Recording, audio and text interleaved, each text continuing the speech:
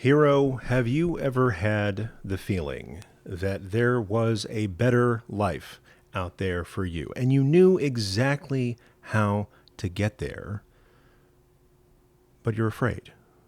You're afraid of how hard it might be to get there. You're afraid even more of what other people might think of you. And instead of facing this fear, taking on those challenges, flying in the face of convention, you hide. And I'm not trying to make you feel bad, because I do this too. I've done it for most of my life, and I continue to do it in many aspects. We're going to talk about what it takes to face your fear, to live a life that is worth living, as we discuss the Parsha of the week, Parashat Emor, right after this bass. All right, everybody, welcome to the Jew Curious show. I was going to say the Jew Curious school. We do that sometimes too. We are talking about the Torah portion of the week, Parashat Emor, and this is a live studio recording for the Jew Curious show podcast. And so, God willing, I get all the pipes connected and the editing done. This will be up on the podcast soon on iTunes, Google Play, Stitcher Radio, and every place fine podcasts are given away for free. So, I'm sorry, I'm still digesting my coffee right now. Take a little sip of the rocket fuel. If you are out there in YouTube land, please give me a shout out in the chat. And while we take a little break before we resume the podcast part of this podcast. So let's take a little silent sprint now that the air conditioner is running.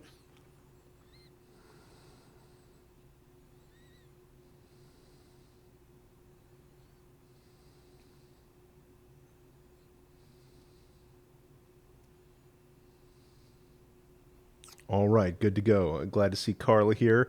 Hello, everyone. See you soon.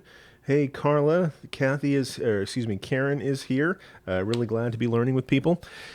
So let's get back into the recording for the podcast. And before we do, I just want to say, if you're watching this video right now, you've never watched one of my videos before, this may seem kind of weird. I'm talking like I'm on the radio, but then I'm pausing, and I haven't gotten to the Parsha yet.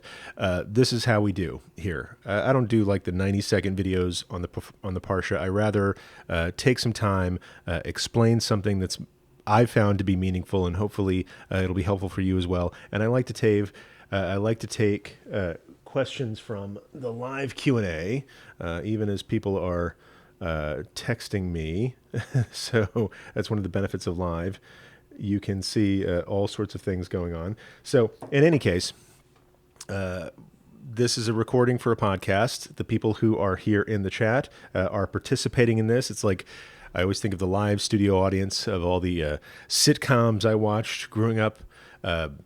Happy Days, Laverne and Shirley, The Jeffersons. Can I get some mad love for Sanford and Son, please? The All in the Family, all the Archie Bunker spinoffs, all the Happy Days spinoffs like Joni Loves Chachi, for example, Three's Company, things like that. So in any case, they always had a live studio audience, and that made the laughter feel a little bit more real and made the performers feel a little bit more on edge. I like to talk about these things live so that people can ask questions live. And the best thing about that is I don't know what questions people might have out in the world, but if you're participating live, you can actually ask me questions, and I can answer them on the spot. And the benefit of that is not only do you get an answer for a question that I might not even have known that you had, but everybody else out there gets that answer too. So if you ask a question today about this week's Parsha or anything Jewish at all is fair game in my book. I'm kind of an ask me anything kind of guy. If you get your answer, somebody else out there gets their answer too. And if you weren't here, I wouldn't even know to answer that question. So I really appreciate people who show up live with me to do this. If you're listening to this later or you see this later, you can always find out when I'm going to be live and what I'm going to be talking about by going to my YouTube page. Just go to my channel, youtube.com. If you're watching this, you know where that is. Look up Rabbi John Carrier. That's John with an H, Carrier with 3 R's, like the big boat that holds airplanes, and you can see all the live things that I've got coming up. Click a button to set a reminder so you'll be reminded that those are coming up, and you can participate live as well. And I'd be much obliged if you did, because not only will it help you, it'll give me somebody to teach stuff that I'm really passionate about, but it will also help other people as well. So let's get into it. We'll go back to my radio announcer voice for this podcast. Sorry, I'm kind of speaking quickly. I was just teaching a great class in the Jew Curious School about Jewish denominations, and it's got me super jazzed. Whenever I teach, I get a lot of energy out of that, so I'm specifically energetic right now. Let's do this.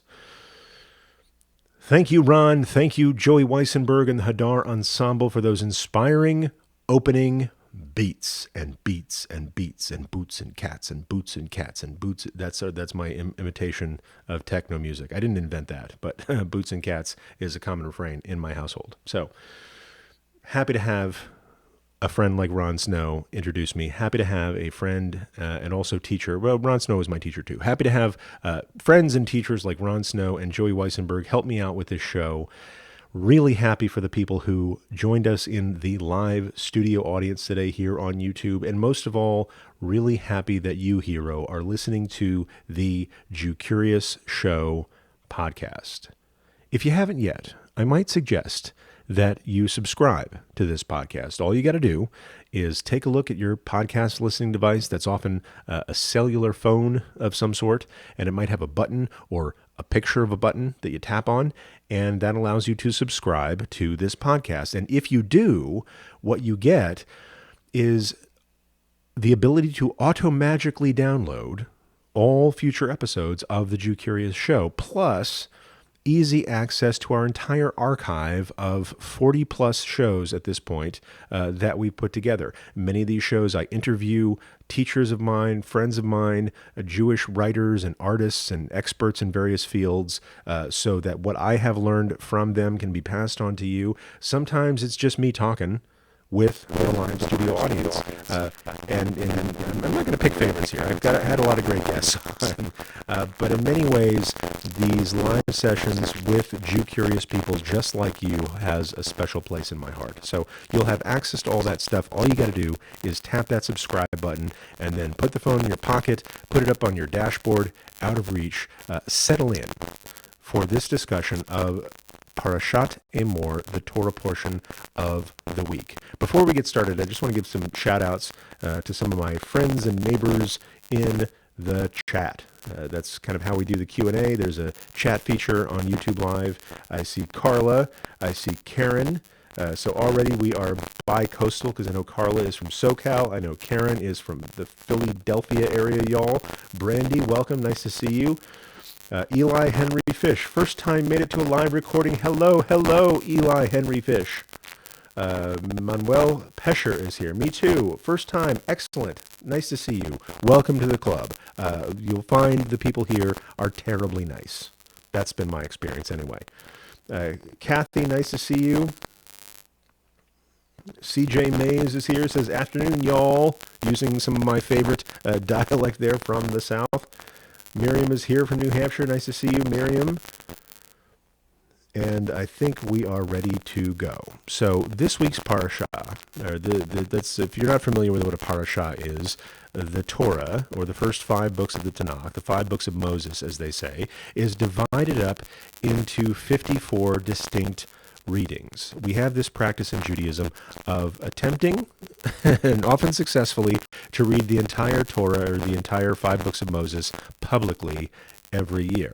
And how we do this is we divide it up into 54 different parshiot, and we read it weekly. And you may say, John, 54?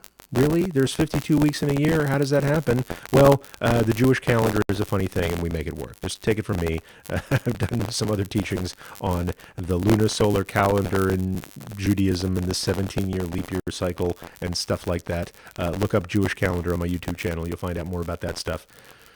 But in any case, we have a weekly reading, and what I like to do here on the podcast is tackle that weekly reading. I'm not going to explain the whole thing. I will answer whatever questions people have from anywhere in the Parsha, but I want to take a deep dive into something that inspired me that I want to share with you. And this particular Parsha, this is Parashat Emor, and the Parshiot are named after sort of the first distinctive word in the Parsha, and the first distinctive word in this Parsha is Emor, meaning, tell everybody. There are a few different things going on. So just to give you kind of a quick summary of the different things we have going on, it talks a lot about the priests. And these aren't priests like Catholic priests. These are the Kohanim, the early group of Jewish folks who were in charge of the service of the Holy Temple, right? We had 12 tribes based on the 12 sons of Jacob. In actual fact, it was actually like 11 tribes plus 2 half-tribes, because Joseph didn't get his own tribe, but there was half-tribes named after his sons. So we have the 11 tribes of the 11 sons of Jacob who were not Joseph, and then we have the half-tribes of Ephraim and Manasseh. And so 13 different names altogether, 12 tribes. Trust me on the math. There was one tribe that was set apart from the others, and that was the tribe of Levi, Jacob's second son, I believe. And the tribe of Levi, or the Levites, as we call them in kind of anglicized translation, had a special job to do. All the other tribes, when we settled the Promised Land, had parcels of land apportioned to them. Like, this neighborhood was going to be for the tribe of Dan. This neighborhood over here was going to be for the tribe of Reuben. This one was for Ephraim. This one was for Naphtali, etc., etc. But the tribe of Levi didn't get land. They had a different job to do. Everybody else was pretty much going to be farmers and ranchers, and they would live off the land that way. But the tribe of Levi didn't have its own land. Their job was to help out in the holy sanctuary, right? We established a central place for all the tribes to come together and worship God. For most of the Torah, this was the Mishkan, or the tabernacle, this portable sanctuary that we carried through the wilderness.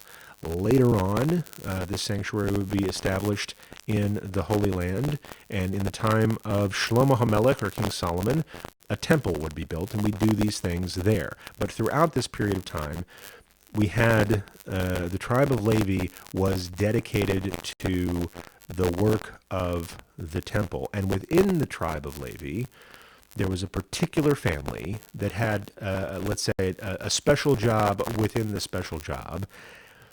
And 2, I'll say, famous Levites were the brothers Moses and Aaron, or Aharon in Hebrew.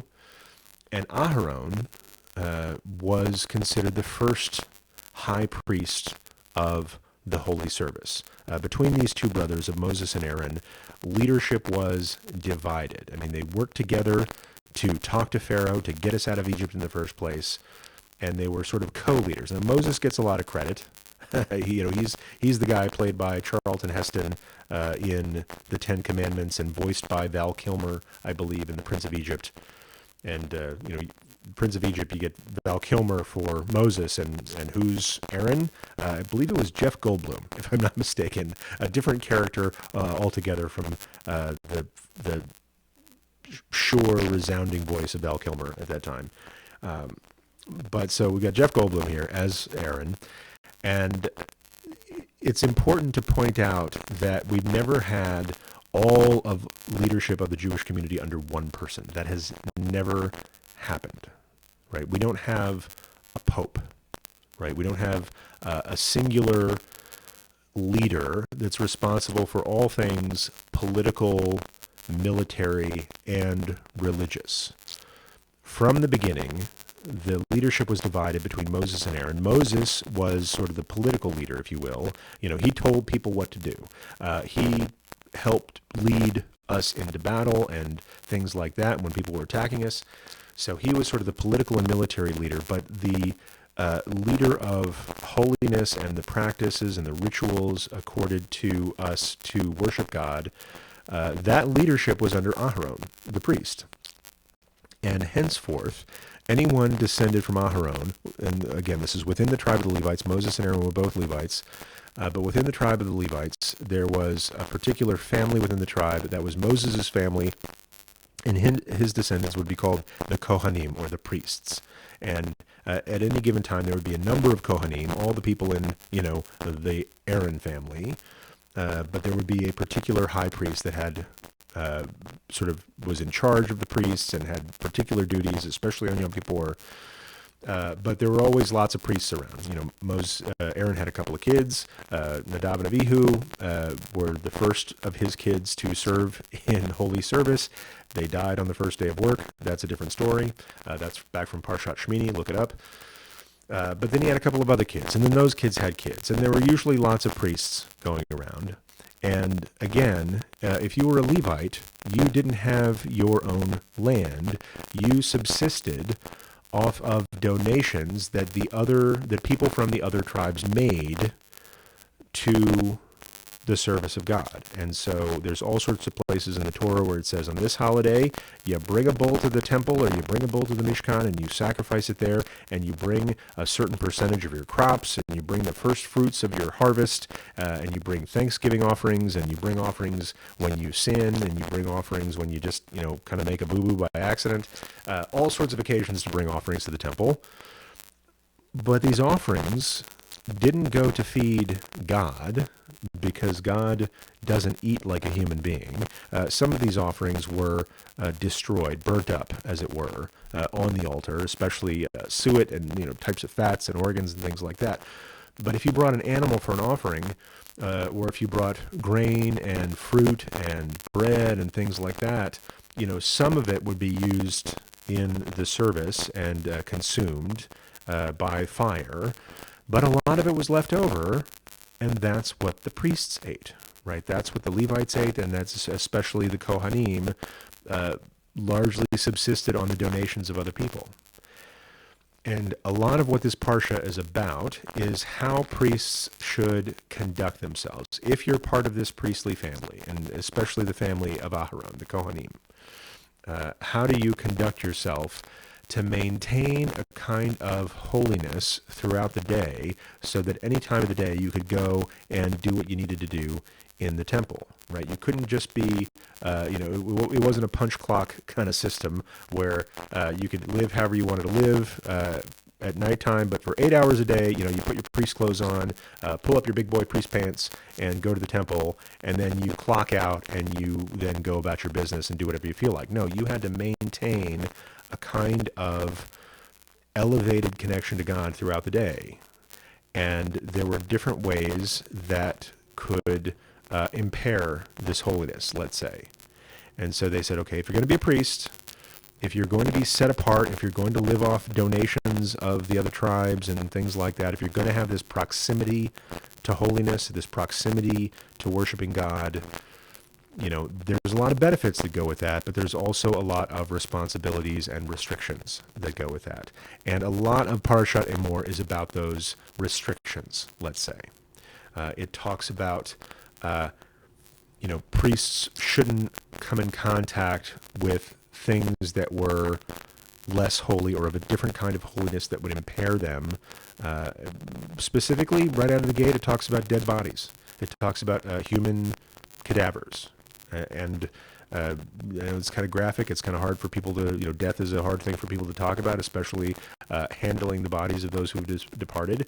But in Judaism, we bury our own. Like in Judaism, when somebody passes away, people in the family and people in the extended community will get together and prepare them for burial and bury them. And, if you go to a Jewish funeral today, we literally bury our own. If you're at the graveside, you'll see a big pile of earth next to the grave and a bunch of shovels.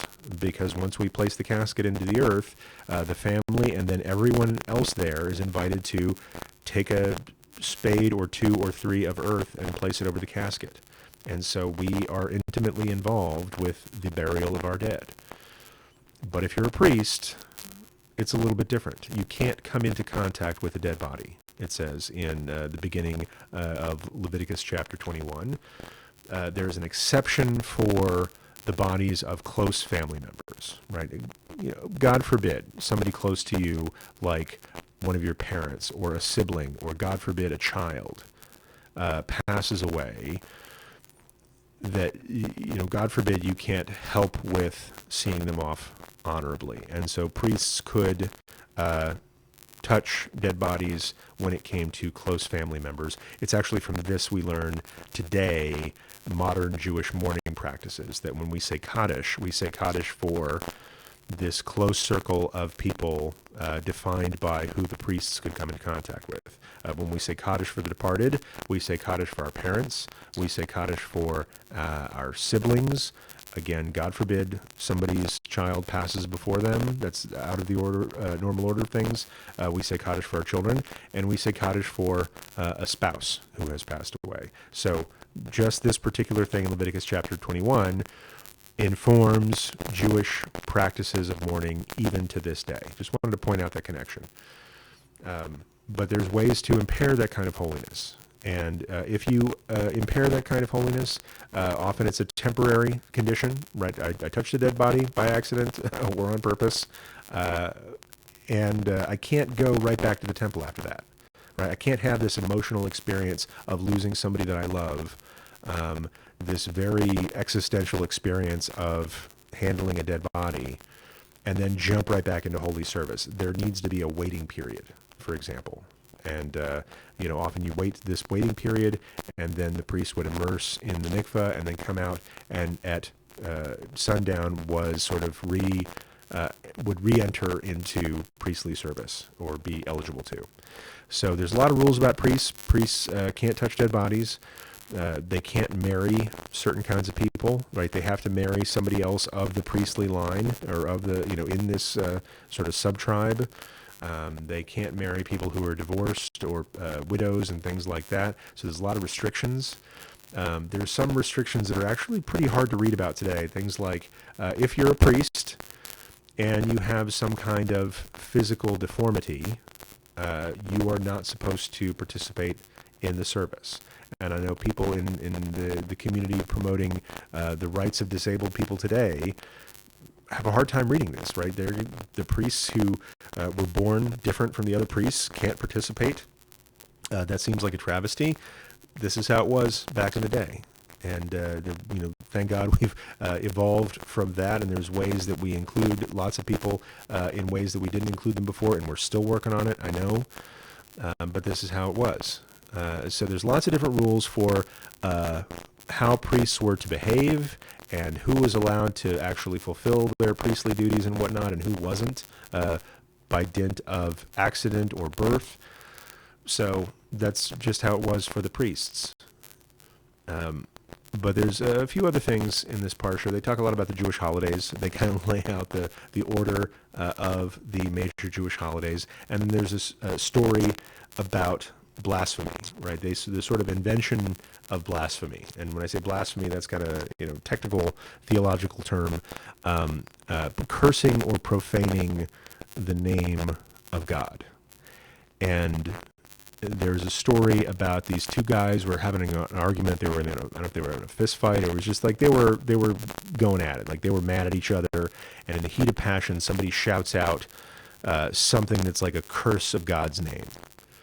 And everybody freaked, right? They was like, "Oh my goodness, this, God just took us out of Egypt, and you're cursing this God already. Like, what's going to happen?" And they didn't know how to deal with it. They didn't have a particular rule in place at the time because they didn't imagine anybody doing that right after leaving Egypt. And this person was sequestered, taken aside, while Moses went to talk to God and say, "What do I do with this guy?" And God said, "Can't have it, right? This isn't how we're going to keep our people together in this covenant between God and Bnei Israel. So blasphemy is going to be a serious thing. And so you need to take this guy and stone him." And it was really interesting to read about that part in the Torah. You don't just take him out and throw rocks at him. It says first you take him out, and it says everybody present has to put their hands on his head. And then, after that, they go grab stones and throw rocks at him until he dies. And so there's no more pleasant way to explain stoning. But it really struck me that, yes, all these people were carrying out God's decree and carrying out the punishment for cursing God's name, but they couldn't do it from a distance. They couldn't do it from afar. They actually had to touch this guy on the top of his head before they could do it. They had to acknowledge that he was their brother before they could execute this sentence and execute this fellow, right? They had to take ownership of him in a way. When anybody among us makes an error, falls into despair, falls into a bad situation by accident or on purpose, each one of us bears some responsibility for that. You can't just say, well, that's a bad guy and I had nothing to do with it. Each one of us is responsible for every other one of us. And there's a saying, Kol Yisrael Arevim Ze B'Ze, like all Jews are responsible for each other. And it doesn't mean like you have to put all the other Jews through college or pay anybody's medical bills or buy groceries for anybody or bail them out of jail or whatever. But everybody is to some extent or degree responsible for everybody else. And even when it comes to taking somebody who's committed a capital offense and executing him, you can't just do that from a distance. You can't do it from afar. You have to first acknowledge your human familial connection to that person. That was just very moving for me. But the thing that struck me most about this parsha is this sentence. I want to say it's 22, chapter 22, verse 23, maybe. I'm not good with chapter and verse numbers. I probably should have looked it up before the podcast, but I was teaching about it yesterday. That gives us two commandments, sort of two sides of the same coin, if you will. The commandments are divided between positive and negative commandments. Positive commandments are the thou shalt variety, right? If like you shall build a sukkah for Sukkot. You shall rejoice in the holidays. You shall eat matzah for Passover. There are things that we're supposed to do, and then there's the negative commandments or the thou shalt nots. You're not supposed to murder people. You're not supposed to curse the name of God. You're not supposed to do this or that. You're not supposed to, eat bacon cheeseburgers. That's one of my least favorite mitzvot, by the way. But that's okay. That's okay. It's part of the package. But this one sentence that, again, I believe is 22. No, actually, I want to say it's 22 verse 32. Let's say 22 verse 32. Look it up and see if it sounds like this. It's got two different commandments in it that are flipped sides of the same coin. One says, you shall not curse God in the community of Bnei Yisrael. Rather, you shall uplift God's name. You shall sanctify God's name. And so, on the one hand, within the same verse, it says, you can't bring God's name down. That's a no-no. That's a negative commandment. Do not bring God's name down. The positive side is you must lift God's name up. You must sanctify it. And one could ask, like, okay, this is saying basically the same thing two different ways, kind of, sort of. Why do we need both of these? Because those are two different activities. Bringing God's name down is an activity, right? It's not just about necessarily a sin of neglect. This is like things that people do, things that people say that disgrace the name of the Holy One. And there's another positive activity that's, in order to sanctify God's name, that's not just something that happens while you watch. You actually have to do something to lift God's name up. And it's possible to do one, to fulfill one of these commandments without fulfilling the other. You could go through your whole life not cursing the name of God. But what if you also never lifted it up? You could go through your whole life being a good person who doesn't blaspheme, who doesn't lower God's estimation in the eyes of others. But if you haven't done the opposite, if you haven't actually lifted up God's name in front of other people, is that better, right? There's sort of there's sort of a passivity to that. That is a bit of a half measure. Likewise, you could lift God's name up all day long, but you could also curse God, right? If you or fail to fulfill that mitzvah of not cursing God, right? You can be pretty ecstatic and happy all the time and do all sorts of things that makes God look good and makes God's people look good. But if you are also making God's people look bad or making God look bad, then you're not keeping to the full spirit of this verse. So we are told to not bring God's name down and to take positive action to bring God's name up. And Maimonides takes a look at this verse and digs in a little bit deeper to. I think you're ready for it. This is a deeper area of Jewish law. It's just beyond the reading of the Torah. We're going to get into the rabbis of the Talmud and the medieval commentators a little bit, because I think you're ready for it. There is this principle in Jewish law. Earlier we were talking about bringing God's name down, right? How do we bring God's name up? We do mitzvot, right? We do the things we're supposed to do. We refrain from not doing the things that we're not supposed to do. And by not doing bad things, we're refraining from bringing God's name down. By doing the good things, we're positively bringing God's name up. And so that's what we're occupied when we're following traditional Jewish practice and giving charity and helping people who need help.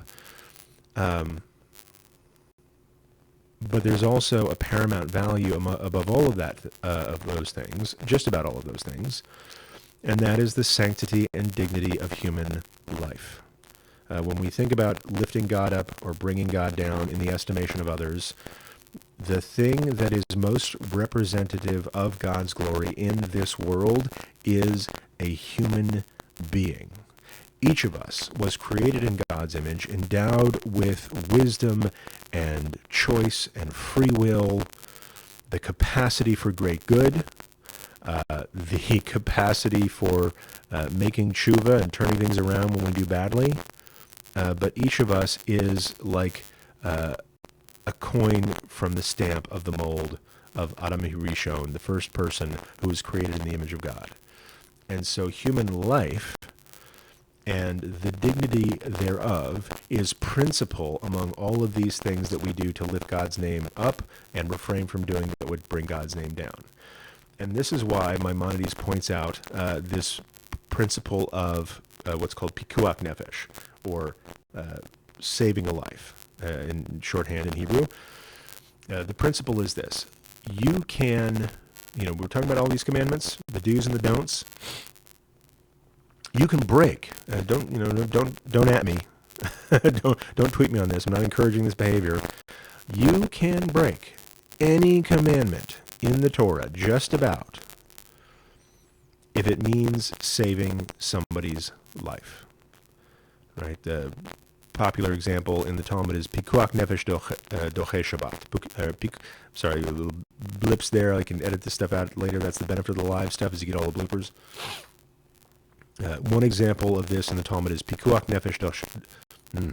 One example of this in the Talmud is pikuach nefesh doche Shabbat. Or you can set aside any of the restrictions that we follow on Shabbat in order to preserve our rest, if it means saving a human life.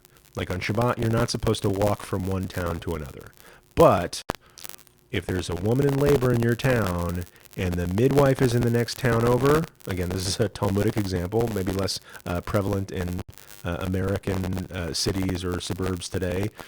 But if you need to go to the next town to get a midwife because birth is a dangerous thing. I mean, it's a natural thing. It's not a sickness, but there is danger there of harm to the mother or the child.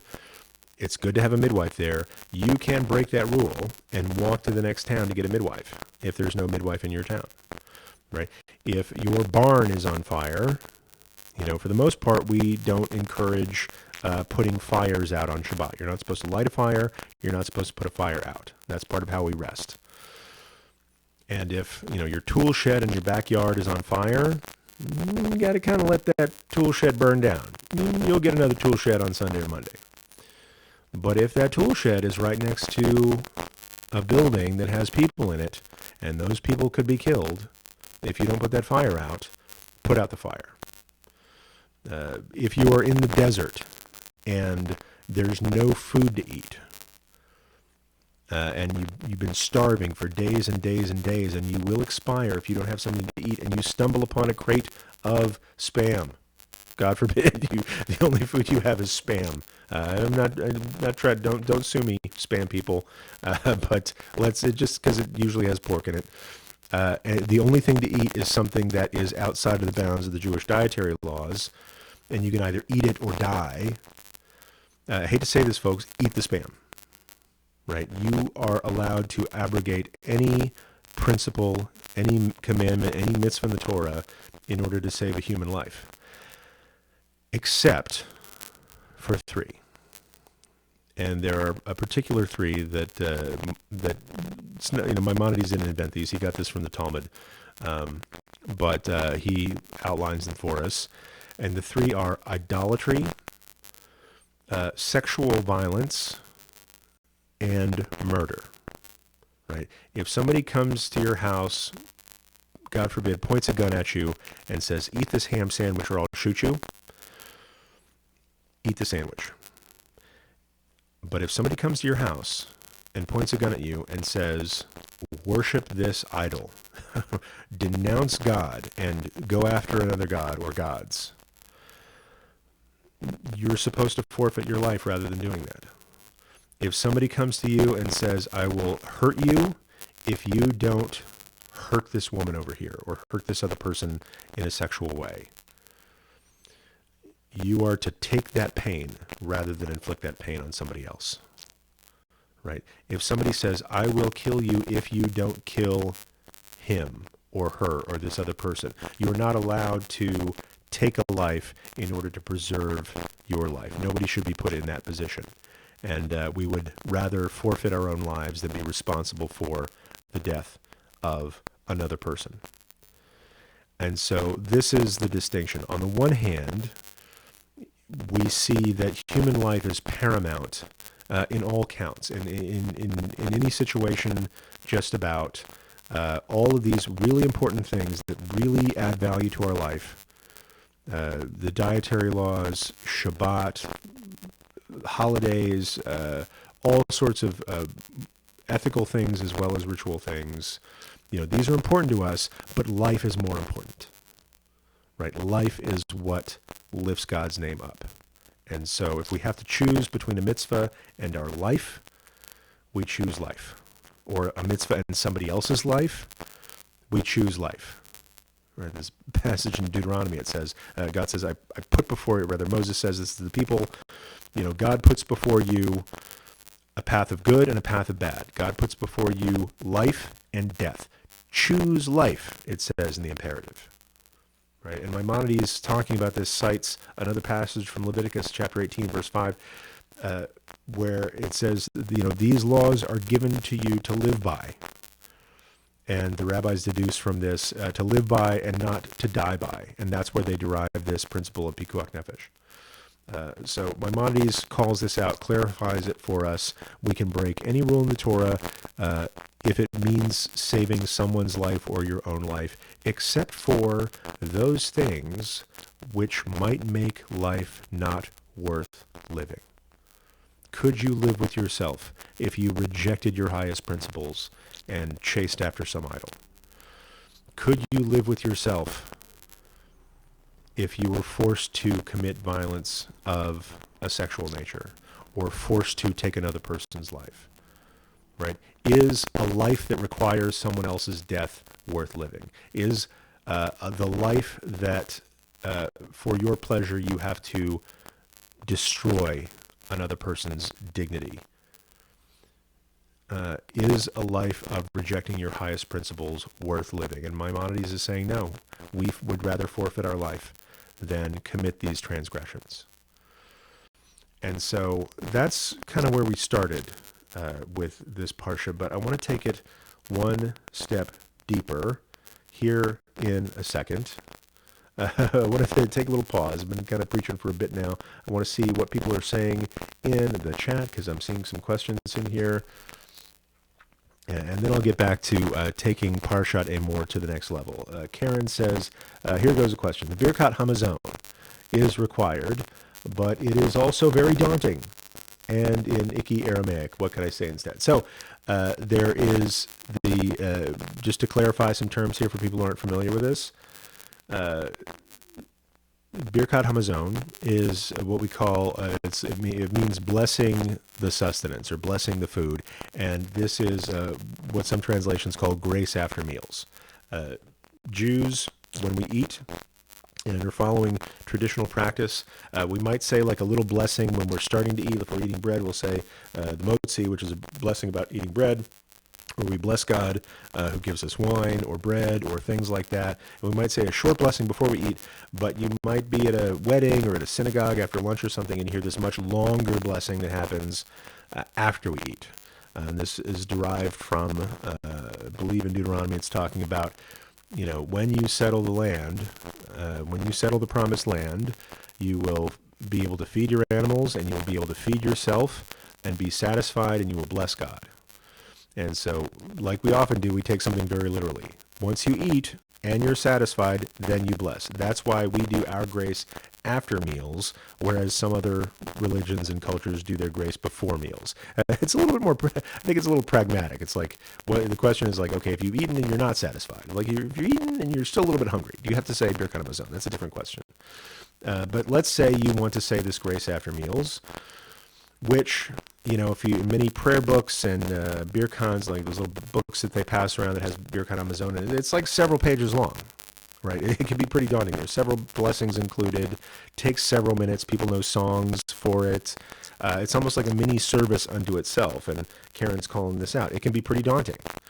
And the Hebrew is not in modern, it's sort of a mix of Hebrew and Aramaic, and it's not necessarily in modern Hebrew. It's a little bit more complicated. It can be a daunting thing to do. And so my advice is, on the one hand, I'll say a couple of different things. One is lean into it in the sense that, yes, it can be daunting, but the best way to master something that you'll be really proud of yourself for later is to try to participate to the best of your ability anyway. And you won't say all the words right. That's okay. If you're in a circumstance saying Birkat Hamazon, often you are with other people who maybe know it a little bit better than you do. And by singing what you know and kind of mumbling through the rest, you will learn over time and you will get accustomed to it. And then you'll be able to say the whole thing by yourself someday. You might not have that advantage. You might be saying it by yourself. And it's okay. Birkat Hamazon is mostly considered required when you have 3 or more people eating together at a meal that contains bread. So if you're paleo, if you're gluten-free, this kind of gets you off the hook. If you'd rather not say Birkat Hamazon, if you're eating by yourself, you don't necessarily have to say it. If you don't eat bread, you don't necessarily have to say it, but some people like to anyway. So what you do is you practice. Maybe you say, and I'll just say L'Shem Hinuch, right? For the sake of education, you can do things a little bit differently than normal. Maybe you take on one of the blessings at a time. Take on one and master it. And when you master that one, take on a second one and muddle, do the one you're good at and then muddle through the other one until you're good at that second one. And then build up that practice over time. That's the long answer. That's the long road. That's the long game. That's the hard part. I'll say, I know it's daunting, but nobody who knows it learned it overnight.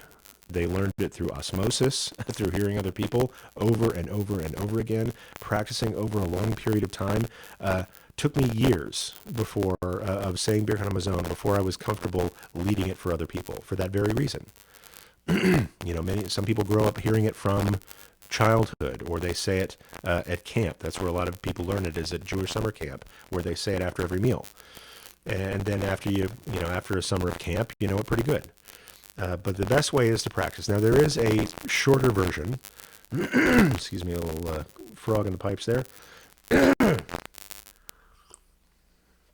There is a shorter version. There's an Aramaic formula that's basically 3 words that, in essence, means I have eaten and I am satisfied and I bless.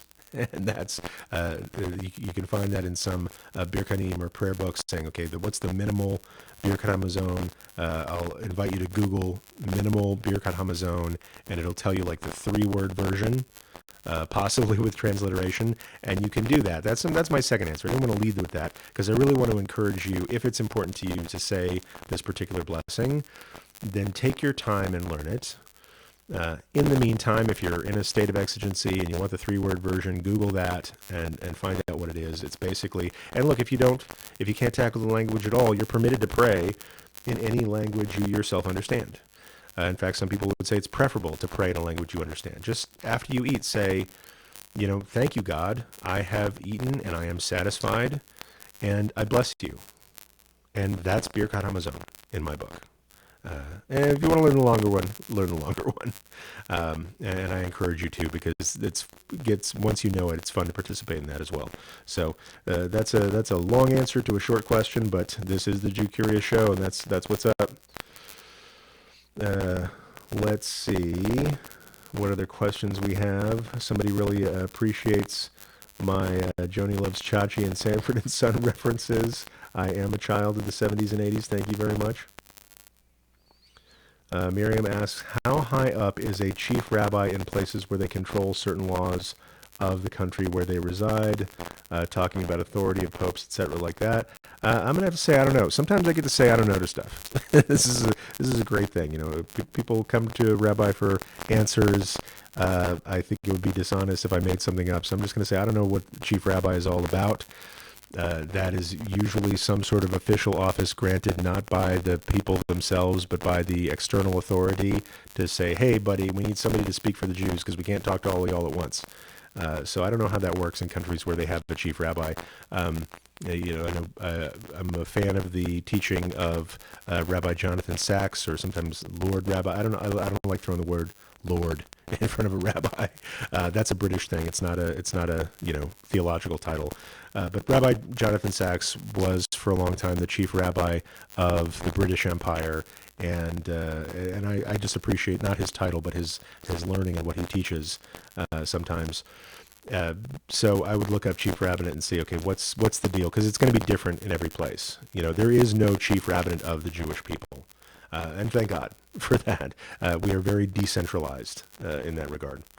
And sometimes people talk about the chief rabbi of Israel. Even Israel doesn't necessarily have one chief rabbi. I mean, sometimes they have, but at one point it's sort of divided. There was a chief rabbi for the Sephardim, and a chief rabbi for the Ashkenazim, and a chief rabbi for the Mizrahi, and so we don't do well with chiefs of things, and that's usually an externally conferred title, somebody who not so much making rules for all of the Jews in that area, as much as they are an official who speaks for the Jews in an official capacity with the king or the president or whoever. I would imagine that where there are chief rabbis, even they devolve most religious authority to rabbis of particular synagogues and communities, because that's how Judaism has traditionally been done, is that decisions are made by, and not just the rabbis, but the rabbis in coordination with the lay leaders of a particular community at an atomic level. Most Jewish decision making happens at the local level. So where there is a chief rabbi, it's often somebody to show up for official events, and somebody to give the Jewish perspective to the non-Jewish leader of that country, more than it is telling other folks what to do. And you could try telling Jews what to do, but I'll just say good luck with that.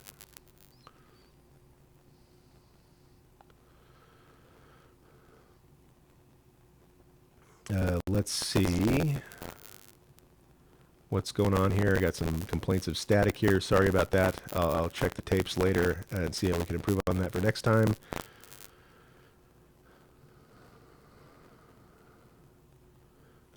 All right.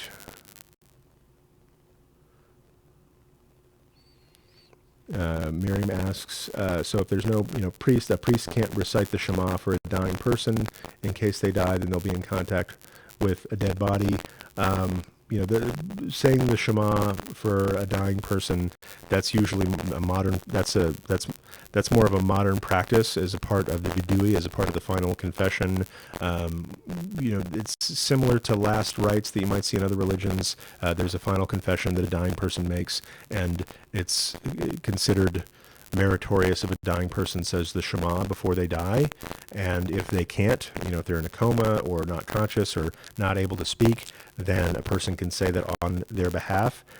Does not need to be a rabbi necessarily. Certainly doesn't need to be one of the Kohanim.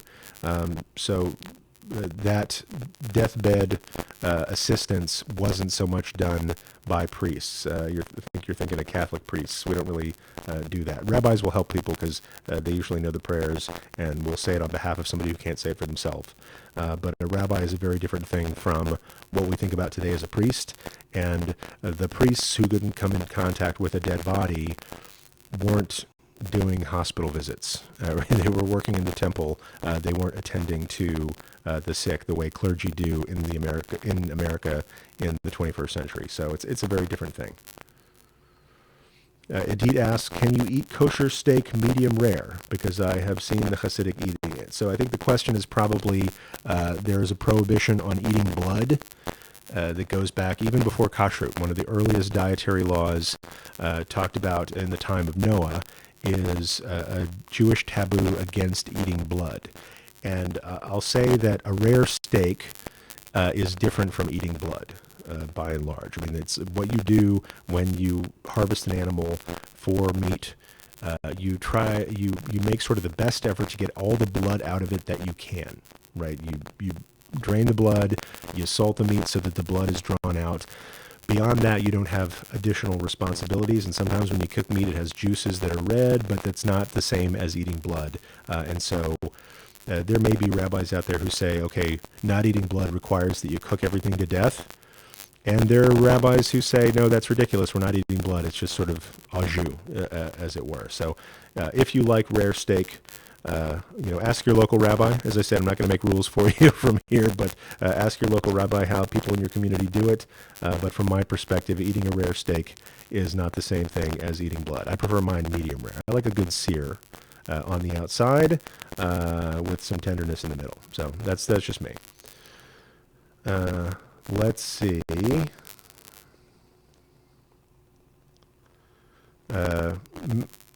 Going back to our topic of Emor, and you don't take a life in order to preserve a life. Let me back up a little bit. I want to re-enter the topic. We've kind of gotten on a different track. I have to land in it. Going back to the topic, we were talking about Parashat Emor. We were talking about lifting God's name up and the prohibition on bringing God's name down. We were talking about pikuach nefesh and how saving a life will supersede just about any commandment in the Torah, except for things like sexual violence, murder, or idolatry. You are not allowed to kill somebody at gunpoint. You know what I mean? Like, how do I put this? If somebody approaches you and says, I need you to kill this person, or I'll kill you, you are not allowed to trade that other person's life for yours. Manuel asks a very good question. So you can't even take self-defense if you would have to kill the robber with a gun. That's different, right? You can, turn around and try to defend yourself against the robber, but you can't kill the other person in order to save your life, right? There is a Jewish principle of the rodef. If somebody as a rodef is pursuing you in order to kill you, you can kill that person instead. But you can't kill a third party in order to save your life from somebody who's threatening your life. It's a lot of moving pieces there, but I hope that distinction is clear. We don't have this principle of turn the other cheek and sacrifice your life willy-nilly, and you're not allowed to kill another person to stop a third person from being killed. So that's different. Self-defense is in a different category. And I'll just mention it because it's been in the news a lot lately, Jewish thought on abortion. I will talk about this more tomorrow at length. I don't want to sidetrack us too much, but we'll talk about this idea that if a fetus inside a mother's womb is medically threatening her life, Jewish law considers that fetus to be a rodef, somebody who is coming to kill the mother, and should be treated as such and excised in order to save the mother's life. And again, we'll talk about that more in a live stream about Jewish law and the history of Jewish thought on abortion later. But just to sort of clarify that example, you are allowed to take a life to preserve your own, in the sense of if somebody is threatening you, you can stop that person who is threatening you. But you can't kill another person while you're commanded to, if that makes sense. So I want to dig a little bit deeper into how Maimonides talks about this. And Maimonides takes it a step further and clarifies different situations and says, okay, look, if somebody is asking you to break Jewish law in order to preserve your own life in private, it's different from if you are asked to break Jewish law in public to preserve your own life. And what Maimonides considers public is in front of 10 Jewish people, a minyan. That's what constitutes a community. So if it's a private circumstance where somebody says, eat this ham sandwich or I'll kill you, eat the ham sandwich. But if somebody, this seems like an odd circumstance, but historically it's not unheard of. If somebody brings you out in public and says, eat this ham sandwich in front of all of your Jewish friends, or I'll kill you, Maimonides says the rule is you take the bullet instead of eating the ham, because this is a different thing. This isn't just breaking the commandment privately, no witnesses, except for the person who's forcing you to do it. This is a public violation of the whole package, the whole portfolio, the whole covenant with God, right? If you break even what you might consider to be the most minor mitzvah in public because somebody else is ordering you to do it on pain of death, forfeiting your life is considered a Kiddush Hashem. Kiddush Hashem is the phrase for lifting up God's name. It also happens to be our phrase for martyrdom. And it covers the many people throughout Jewish history who have given their lives instead of publicly rejecting their Jewishness. When we talk about the people who perished in the Shoah, or the Holocaust, their death is considered a Kiddush Hashem. We don't encourage martyrdom in Judaism the same way. We don't encourage people to go blow themselves up or harm other people by their death. But if somebody forfeits their life rather than standing by while people force them to deny who they are, then that is considered lifting up God's name, because they have decided that giving my life to uphold my values is preferable to living a life that's not worth living, or living a life without my values. And so that is a different circumstance. This is something that Maimonides adds to the discussion. Again, pulling it from traditional sources, but really brings it out in the front. If it's a private situation where it's just between you and God that this transgression is happening, God would rather you save your life. But if you're put in the situation of denying who you are, denying who your people are, denying that covenant, that could be a life not worth living. And that goes to my original question at the beginning of this podcast, Hero. Is there a life out there that draws you, but you don't know how to get there? Or worse, I'll say, you do know how to get there, but you're afraid. I want you to weigh for yourself, what is a life that's worth living? And if there's a life out there that you seek, what lengths will you go to achieve that, or are you going to hide?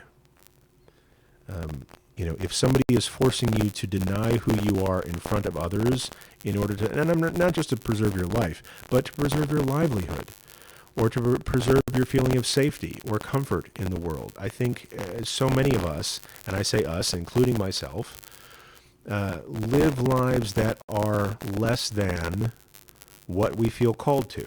And I'm not even going to hold you to some outside standard. You don't have to live a life that I think is good for you, or what anybody else tells you is good for you. Just think about the life that would be you living up to your own highest standards for yourself.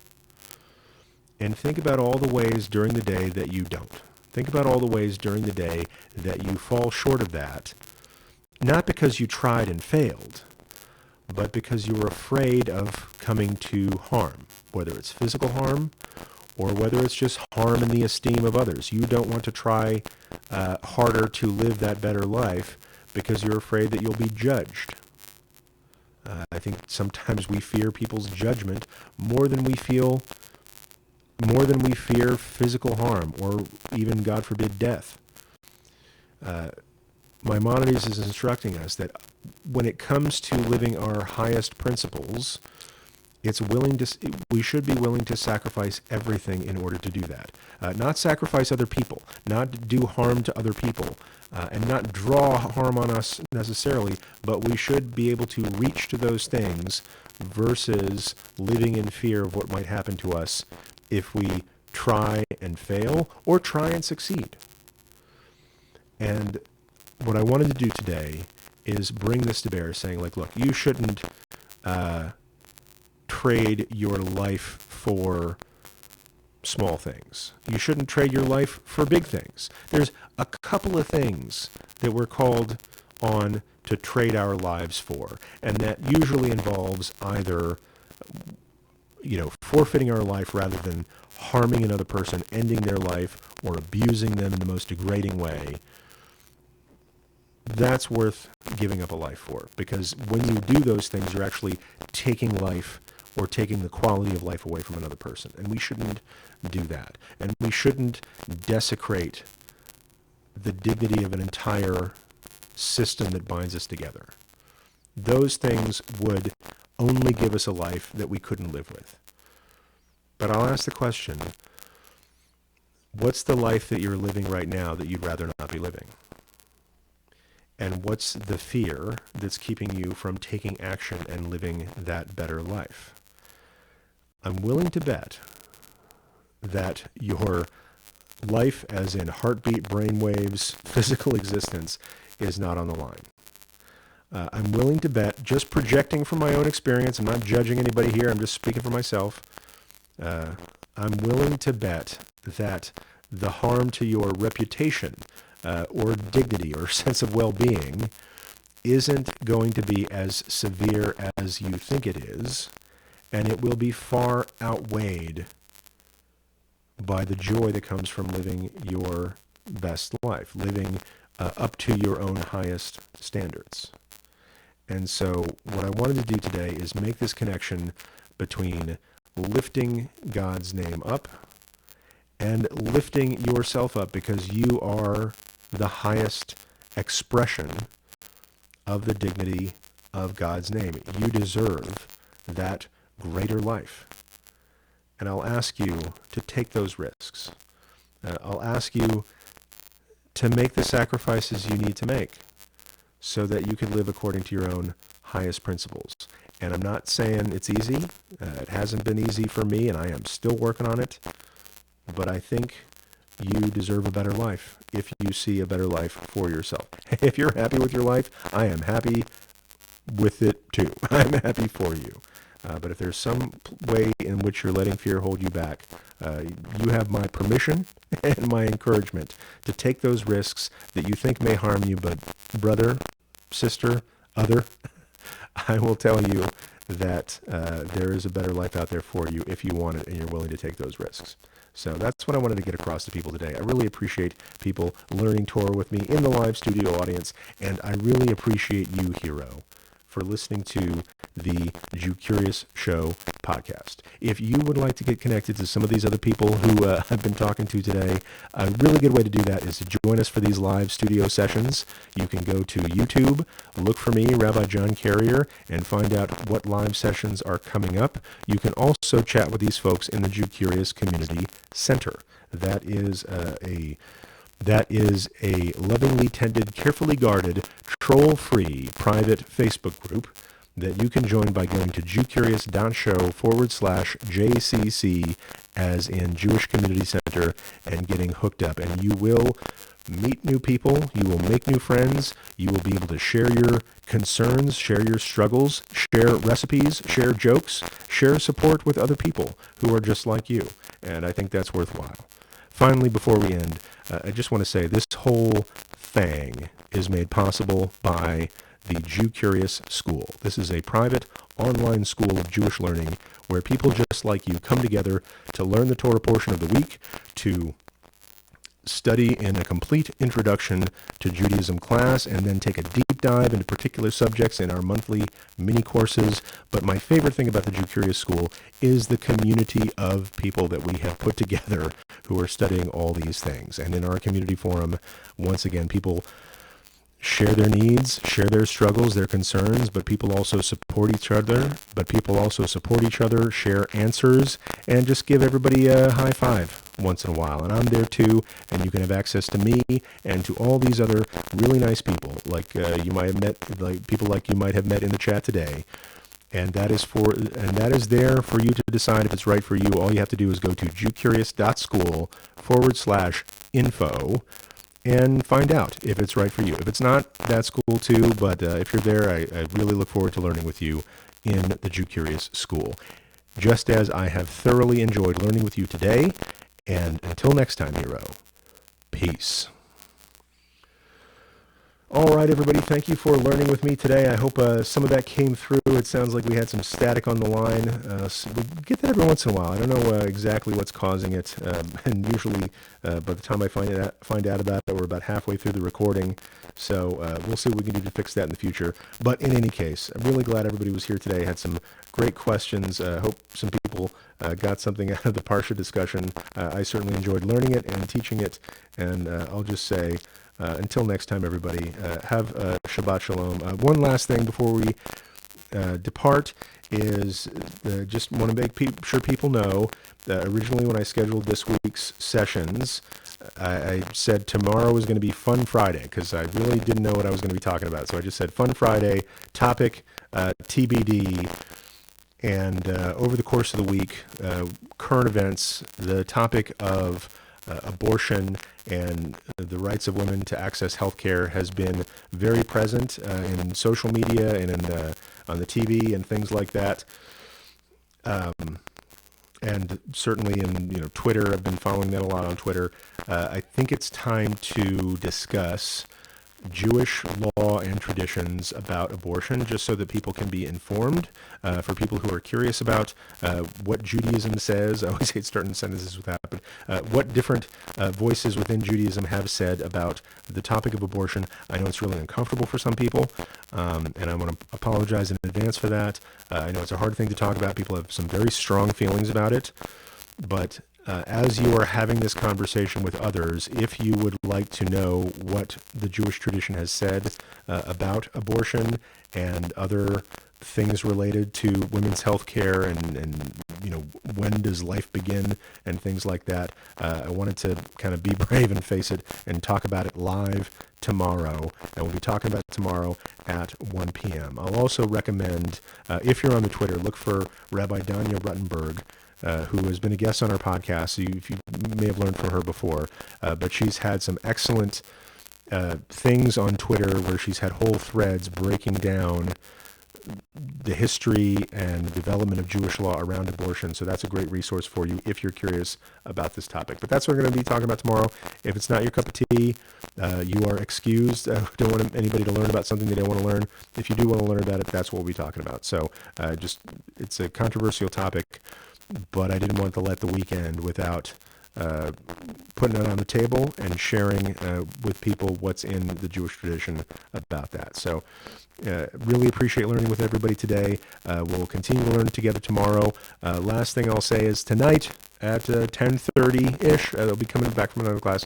We're continuing our Jew Curious Late Show. This has been an experiment this week of doing a live stream at 10:30 p.m., and that's going to be not on YouTube, but on Twitch.